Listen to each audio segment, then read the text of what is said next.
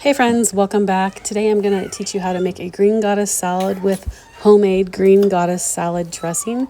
This is a very healthy dinner, and it can be a complete dinner if you add some hard-boiled eggs or grilled chicken breasts to it for protein, which is highly recommended. You're going to start out by washing your lettuce and your vegetables and then chopping those into bite-sized pieces and adding them. The fun thing about this salad is you can use what you want to use or what you have on hand. I do like broccoli. We love the cucumbers. You want to dice those really small. Avocado is a key ingredient to this green goddess salad, and I highly recommend it unless you just have a strong aversion to avocados, but very good and creamy in this recipe. And then you're going to chop some fresh herbs. So we like to use basil, cilantro. You can also use parsley, just depends on your personal preference, whichever you prefer.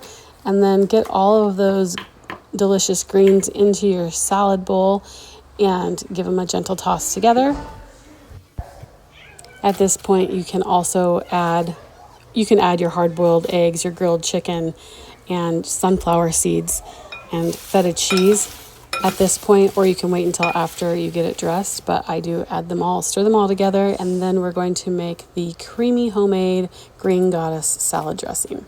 So don't forget, bacon on there adds a great flavor to this recipe. So for the green goddess salad dressing, you're going to use a cup of mayonnaise, a half a cup of Greek yogurt or sour cream, 2 tablespoons of fresh lemon juice, 2 to 3 anchovy fillets, or you can use 1 to 2 teaspoons of anchovy paste for really good flavor, a couple garlic cloves minced up, a fourth a cup of fresh parsley chopped, and a fourth a cup of olive oil, and then salt and pepper to taste. And I do like to make this in a nice little blender to make it nice and creamy, and this adds such a delicious fresh flavor to your green goddess salad.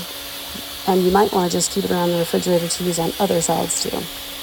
I will link this recipe as well as the homemade mayo recipe in the description box below. Thank you so much for watching my video. If you haven't subscribed yet, please do, and we'll see you next time.